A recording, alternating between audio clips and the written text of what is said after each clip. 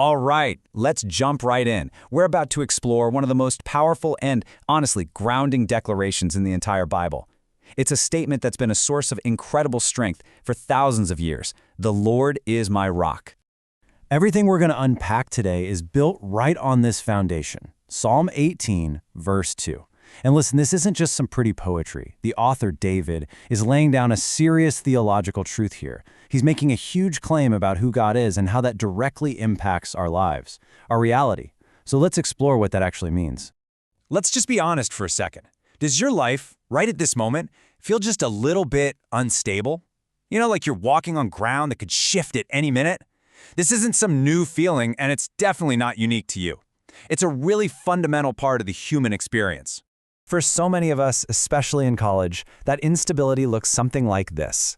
It's that wave of anxiety that hits when a grade comes back way lower than you needed it to be. It's that knot in your stomach because a friendship feels strained and weird. Or maybe it's that big looming question mark hanging over your future. All these things can make the ground right under our feet feel like it's turning to sand. And that's exactly why this declaration from Psalm 18 is so much more than just a comforting thought. It's meant to be a battle cry. Yeah, a battle cry. It's an active, defiant statement of truth right in the face of instability. It's all about finding what's solid when everything else is shaking. Now, to really get this, we have to understand the context. This psalm, it was written by David right after God had delivered him from mortal danger. We're talking from all his enemies. So these words aren't coming from someone just thinking about theology in a choir room. No, this is a shout of victory from a man who has tested the ground in the middle of a war zone and found it to be absolutely unshakably solid. So David claims God is his rock. But he doesn't just stop there. He starts piling up these metaphors, one after another, to describe all the different ways God is his security. He's trying to show us that God's protection is total. It's complete. Just look at the sheer variety of protection he lists here.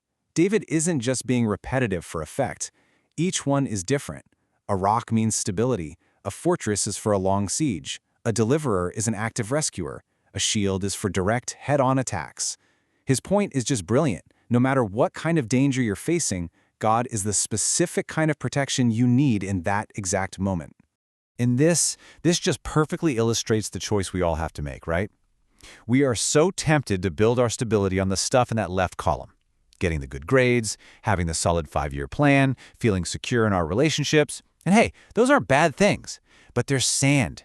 They shift. They just can't bear the full weight of our need for real security. The only thing that can is over on the right. See, the rock isn't something God gives you. The rock is God himself. Okay, this next part is a really crucial shift. We've talked about what God is, he's our rock, but now we're going to look at why he acts. And the reason David gives, well, it's one of the most profound truths in the entire Bible. Just let that sink in for a minute. He rescued me because he delighted in me. Not because David earned it, not because he was strong enough or smart enough, not because it was a good strategic move. The reason for God's rescue was God's own heart. His motive was delight. Now, this isn't just some nice slogan for a motivational poster. The source material is crystal clear. This is a theological fact, totally grounded in the gospel. For those of us who are in Christ, the Bible teaches that you are seen by the Father as being clothed in the perfect righteousness of Jesus himself. You know what that means? It means God the Father looks at you with the very same delight that he has in his perfect Son. So here's the bottom line. The crucial point. Your relationship with God isn't based on your performance. You are not just tolerated. You are genuinely treasured. And that truth changes everything. It means we can take risks, we can serve others, we can even fail without that constant nagging fear of being a disappointment. So that brings us to the big question, right? How do we take this deep, profound theology and actually live it out? Like this week, especially when life feels chaotic. Let's break down some really practical steps.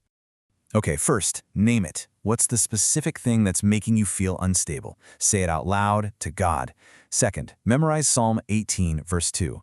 Just do it. Make it the truth you grab onto and anxiety starts to rise. Third, identify one area where you're trying to build your own little fortress of security, that perfect GPA, that relationship, and consciously, intentionally surrender it. And finally, start serving others from a place of security in his delight, not from a fear of letting him down. Ultimately, it all comes back to this. This is the truth we plant our flag on. This is the battle cry we can take into any final exam, any tough conversation, any uncertain future. It's a declaration of our dependence on the only thing in the entire universe that cannot be shaken. So I'll leave you with this question to think about. What are the fortresses you've been building for yourself? You know, the things you're really relying on for security instead of God. And what might it look like, maybe just this week, to start letting go of those and to take true refuge in Him instead?